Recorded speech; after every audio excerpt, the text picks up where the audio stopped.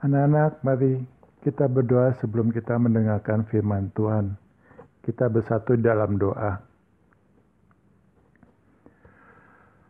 Bapa yang baik, Bapa yang berada di dalam kerajaan surga, Bapa yang kami kenal di dalam nama Yesus Kristus, Tuhan dan Juru Selamat kami yang hidup.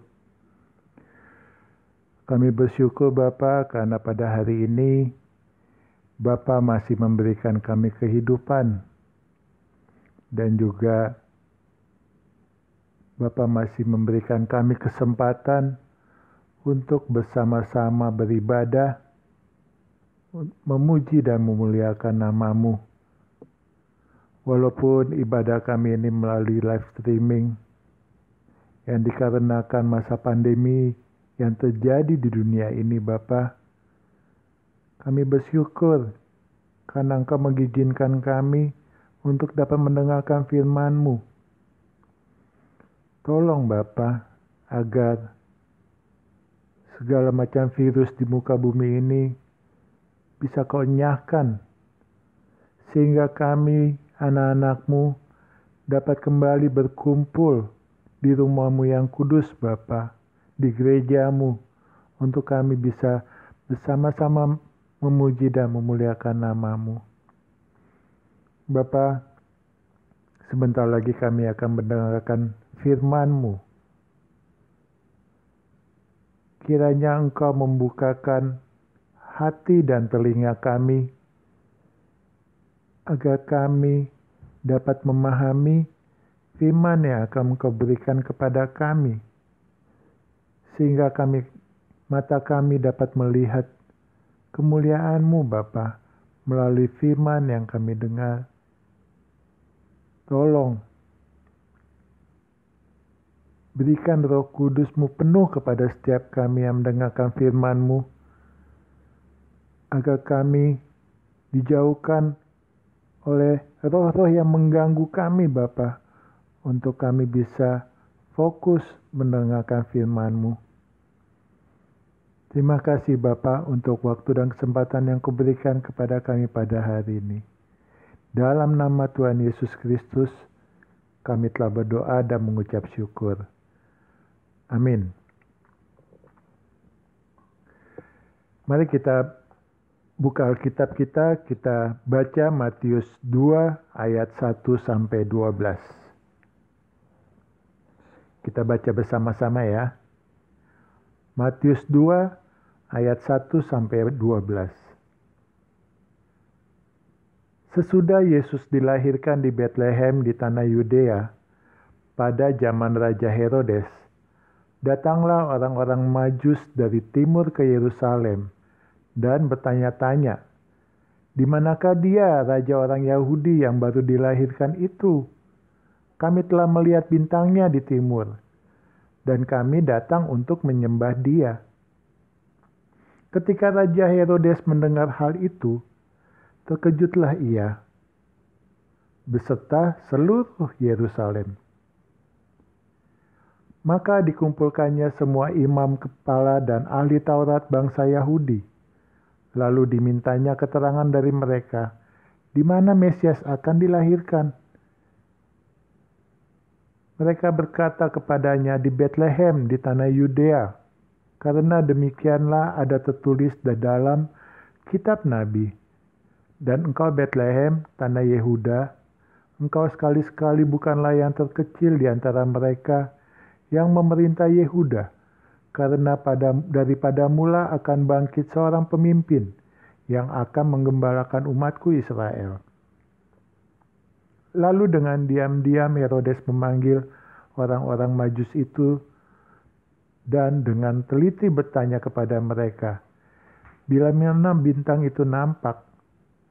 Kemudian ia menyuruh mereka ke Betlehem, katanya, "Pergi dan selidikilah dengan seksama hal-hal mengenai anak itu, dan segera sesudah kamu menemukan dia, kabarkanlah kepadaku, supaya aku pun datang menyembah dia."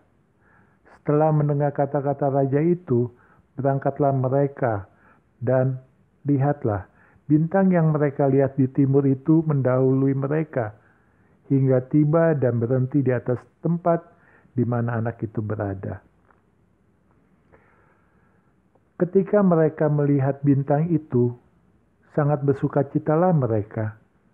Maka masuklah mereka ke dalam rumah itu dan melihat anak itu bersama Maria, ibunya, lalu sujud menyembah dia. Mereka pun membuka tempat harta bendanya dan mempersembahkan persembahan kepadanya, yaitu emas, kemenyan, dan mur.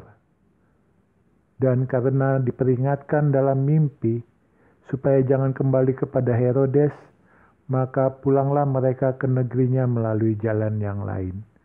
Amin.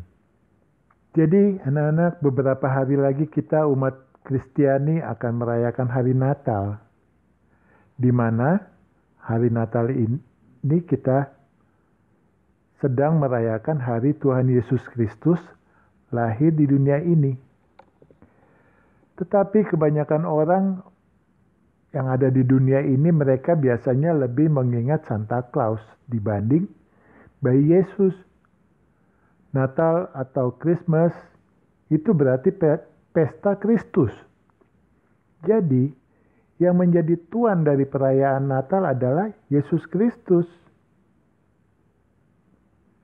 Sekarang mari kita kembali ke zaman 2000 tahun yang lalu, di saat Maria dan Yusuf pergi ke desa yang bernama Bethlehem. Anak-anak, ada yang tahu arti nama Bethlehem? Ya, Bethlehem artinya adalah rumah roti.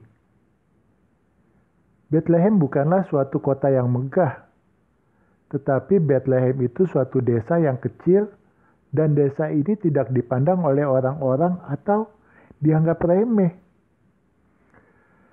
Tetapi di desa yang kecil ini, bayi Yesus yang adalah Tuhan menjadi manusia itu lahir. Dan sampai sekarang, kampung yang kecil itu menjadi terkenal. Dan Yesus menjadi roti hidup buat kita, orang-orang yang berdosa. Di sekitar Bethlehem banyak para gembala menjaga domba di padang, dan mereka mengalami pengalaman yang sangat mengagumkan. Di malam hari, suatu cahaya terang datang tiba-tiba, sampai-sampai membuat mata para gembala ini tidak bisa terbuka. Lalu tampaklah malaikat dan menyampaikan berita kesukaan yang sangat diharapkan oleh orang-orang Yahudi. Kata malaikat itu, "Jangan takut, sebab sesungguhnya aku memberitakan kepadamu kesukaan besar untuk seluruh bangsa." Dan setelah itu, tiba-tiba banyak bala tentara surga menggemakan pujian. Dan pujian ini pasti berbeda dengan paduan suara yang ada di bumi ini. Mereka bernyanyi, "Kemuliaan bagi Allah di tempat yang maha tinggi dan damai sejahtera di bumi di antara manusia yang berkenan kepadanya." Demikian bala tentara tersebut bernyanyi. Di zaman ini, pada saat gembala-gembala itu mendengarkan malaikat datang menyampaikan kabar sukacita tersebut, semua orang di Yahudi itu sedang menanti-nantikan Mesias akan datang. Oleh karena itu, seharusnya mereka adalah orang yang terlebih dahulu tahu berita kesukaan itu. Apalagi mereka kan para pemimpin agama. Mereka mempelajari agama-agama yang ada pada saat itu. Dan mereka juga sangat menjaga hukum Taurat siang dan malam. Jadi, imam besar, orang Farisi, orang Saduki, Mereka-mereka inilah yang seharusnya pertama-tama kali mendengar. Bukannya para gembala-gembala domba tadi kan? Tetapi Tuhan terlebih dahulu memberitahukannya kepada para gembala yang menjaga domba di padang. Karena para gembala tersebut jauh dari kenajisan, tidak curang. Dan mereka hidup dengan polos, juga murni. Walaupun jika kita lihat, pekerjaan para gembala ini hina. Para gembala mereka menjalani kehidupan yang sangat saleh. Sambil mereka berkeringat dan juga mereka setia tanpa ada hawa nafsu. Dan setelah malaikat itu memberitakan kepada gembala tadi, para gembala itu pun langsung pergi ke Bethlehem. Dan mereka pergi dengan percaya seperti apa yang telah dikatakan oleh malaikat tadi. Setelah sampai di sana dan melihat, maka apa yang disampaikan oleh malaikat akan kesukaan yang besar itu adalah benar. Maka para gembala pun menyembah bayi Yesus. Dan pastilah setelah itu mereka akan keluar dan memberitakan kelahiran Yesus kepada orang-orang yang dijumpainya. Amin. Mari kita berdoa. Bapa yang baik, terima kasih Bapa untuk pemberian-Mu kepada kami, anak-Mu yang tunggal, yang akan kami rayakan beberapa hari lagi Bapa. Sungguh besar pengorbanan-Mu kepada kami, kepada orang-orang yang berdosa ini Bapa. Biarlah melalui firman hari ini, kami bisa menjadi seperti para gembala Bapa,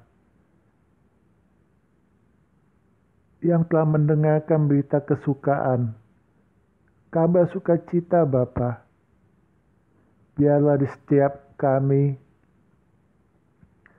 bayi-bayi Yesus itu lahir, dan kami bisa memberitakannya kepada siapapun teman-teman kami, siapapun yang kami jumpai, bahwa Engkau datang untuk kami orang-orang berdosa ini. Biarlah melalui firman hidup yang telah Kau berikan kepada kami bisa menjalankan sisa-sisa kehidupan kami ini hingga kami kelak diubah dengan kekuatan firman-Mu itu Bapa. Terima kasih Bapa, biarlah firman ini bisa terukir dan membuahkan hasil yang berkenan bagi padamu. Kami berdoa hanya di dalam nama Yesus Kristus, Tuhan dan Juru Selamat kami, yang mengajarkan kami doa Bapa kami. Bapa kami yang di surga, dikuduskanlah nama-Mu, datanglah kerajaan-Mu, jadilah kehendak-Mu di bumi seperti di surga. Berikanlah kami pada hari ini makanan kami yang secukupnya, dan ampunilah kami akan kesalahan kami, seperti kami juga mengampuni orang yang bersalah kepada kami. Dan janganlah membawa kami ke dalam pencobaan, tetapi lepaskanlah kami daripada yang jahat.